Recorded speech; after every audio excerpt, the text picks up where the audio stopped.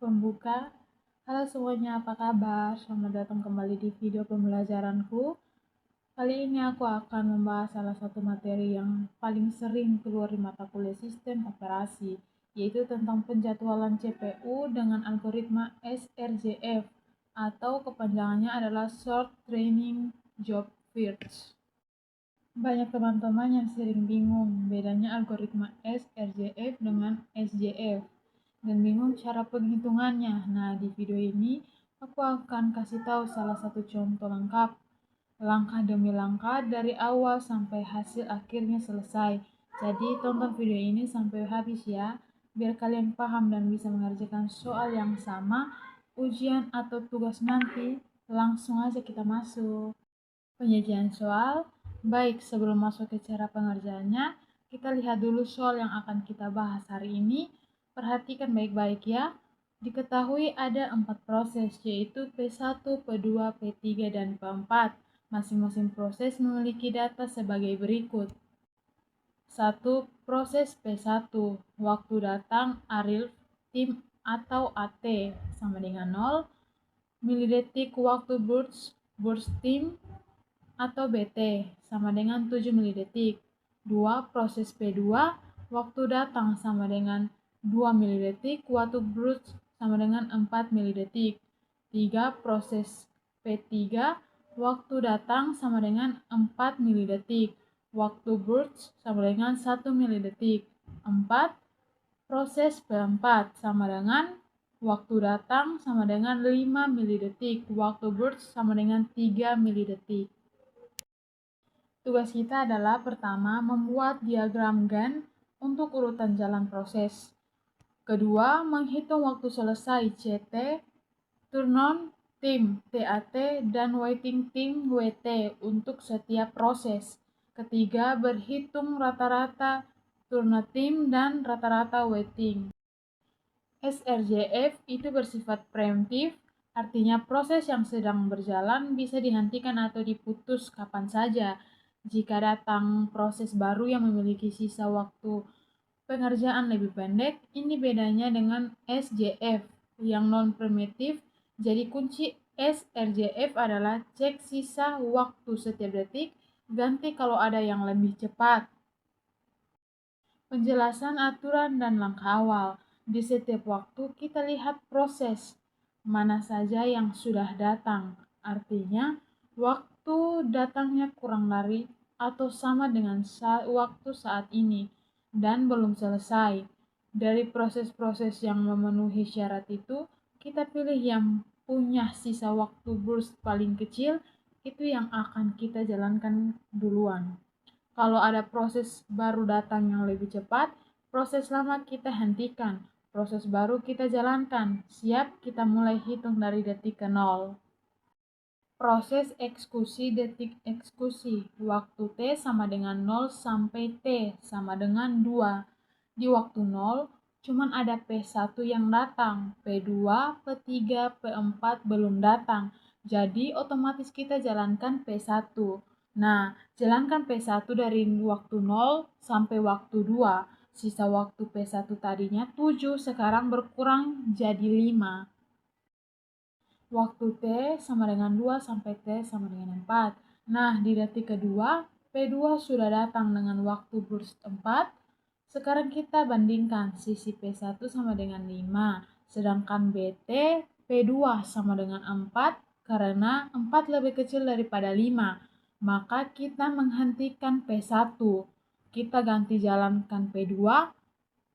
Jalankan P2 dari waktu 2 sampai waktu 4. Sisa waktu 2 tadinya 4, sekarang jadi 2. Waktu T sama dengan 4 sampai T sama dengan 5. Di detik keempat, P3 datang dengan waktu burst 1, bandingkan lagi. Sisa P1 sama dengan 5, sisa P2 sama dengan 2, dan BT P3 sama dengan 1, yang paling kecil kan 1 milidetik, P3, maka ganti ke P3.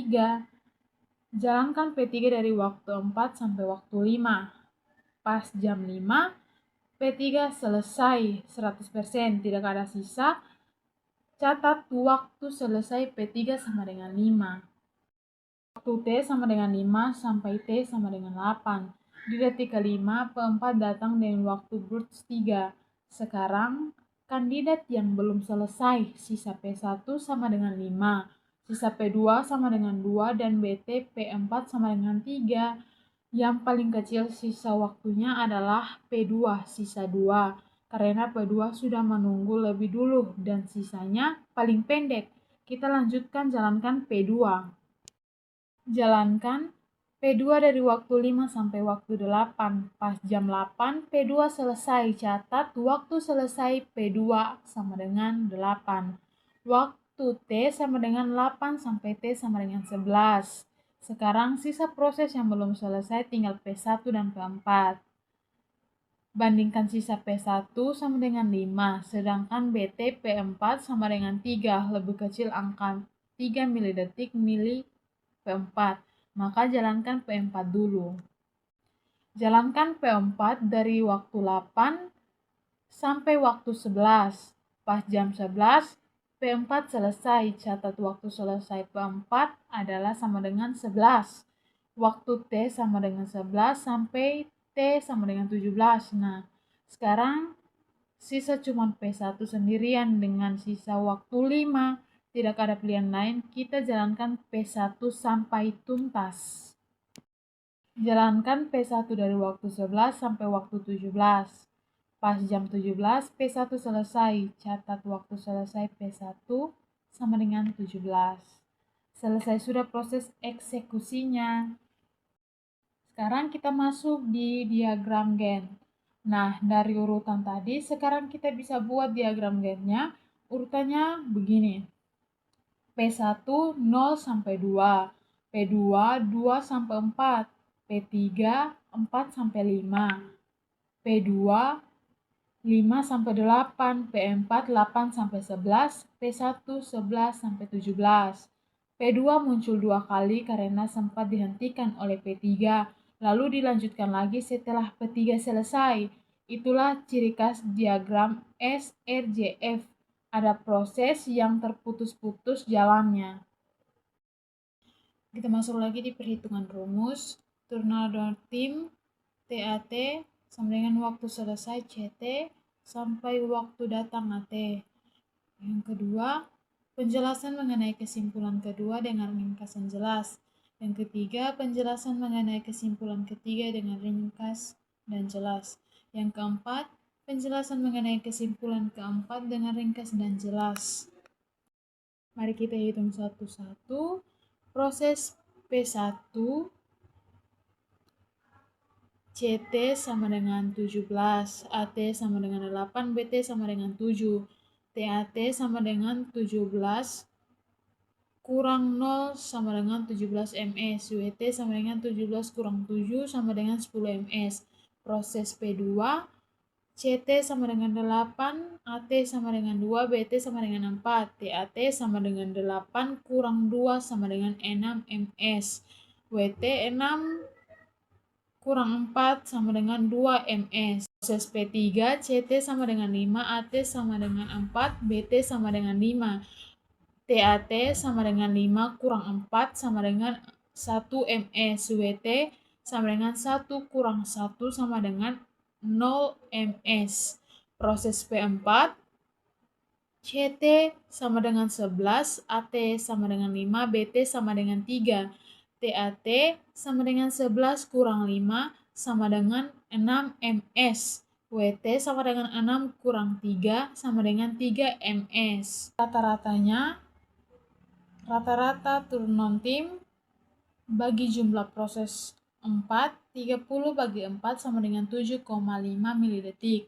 Rata-rata waiting tim, jumlahkan semua WT 10 tambah 2 tambah 0 tambah 3 sama dengan 15. Bagi jumlah proses 4, 15 bagi 4 sama dengan 3,755 milidetik.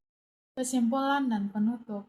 Jadi kesimpulannya, cara mengerjakan SRJF itu kuncinya 1. Selalu bandingkan sisa waktu burst setiap kali ada proses baru datang dan pilih yang paling pendek. Memang agak ribet, karena harus cek setiap detik. Tapi kalau kalian teliti dan sabar, pasti bisa dapat hasil yang benar. Algoritma SRJF ini sebenarnya sangat bagus karena rata-rata waktu tunggunya tergolong kecil dan efisien. Tapi kekurangannya agak sulit diterapkan di dunia nyata karena CPU harus terus-menerus memantau sisa waktu setiap proses. Oke teman-teman, sekian penjelasan lengkap dari aku mengenai cara mengerjakan soal SRJF. Semoga video ini bermanfaat dan bisa membantu tugas atau ujian kalian ya. Bye-bye.